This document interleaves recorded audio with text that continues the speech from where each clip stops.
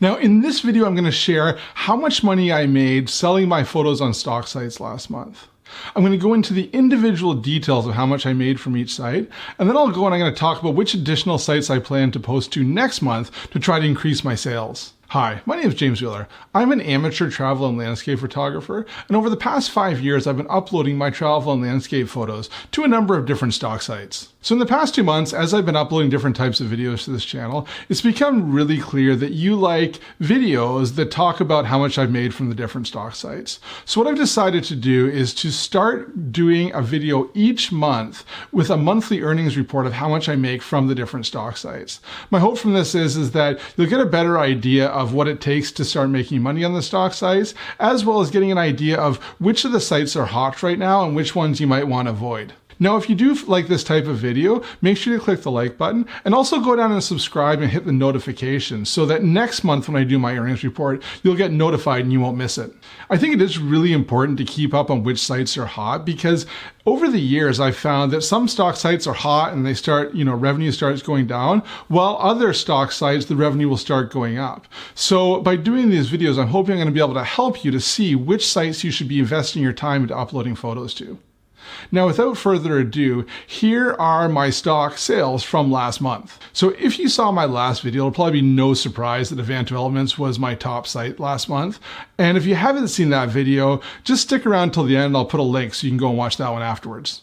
Now, my second biggest revenue is my own website, souvenirpixels.com. Now, I got one sale, which was a commercial license for a full-size image, which probably means they're going to use that image for print.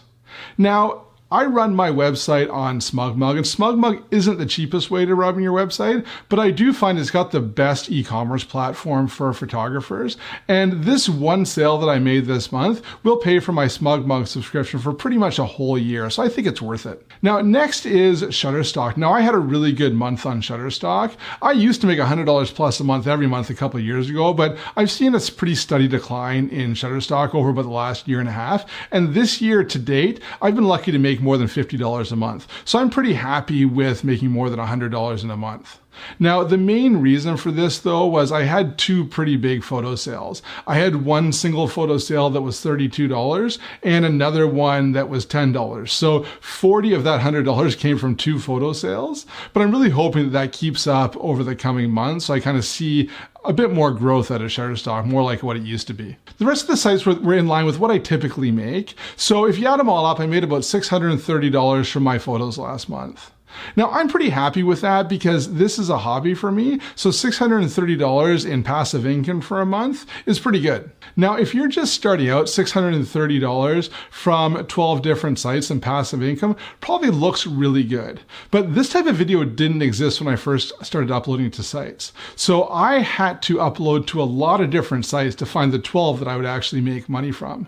Here's a list of 16 sites that I spent time uploading my photos to and didn't make a cent last month. Now, some of these sites like 500px and Fine Art America have made me money in the past, but a lot of these sites, I ended up uploading my photos and never really got much of a return from them. Now, if you've gotten better results from any of these sites, I'd love to hear about it in the comments below. I've had a lot of people tell me that they do really well on Alamy, and I've started to upload my photos there more, but I'm still getting no luck. So I'm not sure why that is. Maybe buyers on Alamy don't like my particular types of photos, but I'd love to hear if you have success on Alamy, what you think I could be doing differently to make more sales on that site. Now, over the next month, I'm planning on trying a couple of different news sites. The first one is one called Canva. Now, I heard about this site because they purchase Pixabay and Pexels, two other sites that I do upload my photos to. And so I went and signed up for a contributor account and I uploaded a number of photos. So we'll see if I get any sales from them next month. Now, I used to be pretty active on a photography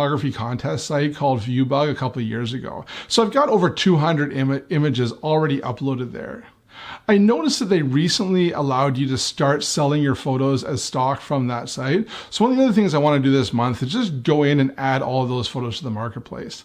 Now, unfortunately, it looks like you need to go through each individual photo and add it to the marketplace. So it's going to be a couple hours of, mindless pointing and clicking, but I think it'll be worth it to see whether I can make any additional revenue from Viewbug. The third site that I want to focus on is Avanto Elements. Now, I've only got 14 photos up there right now. So what I want to do over the next month is go and take some of my more recent photos and put them up on that site. Now, I've got a full video on how Envato Elements became my #1 site for revenue, and I'll put a link to that site over here.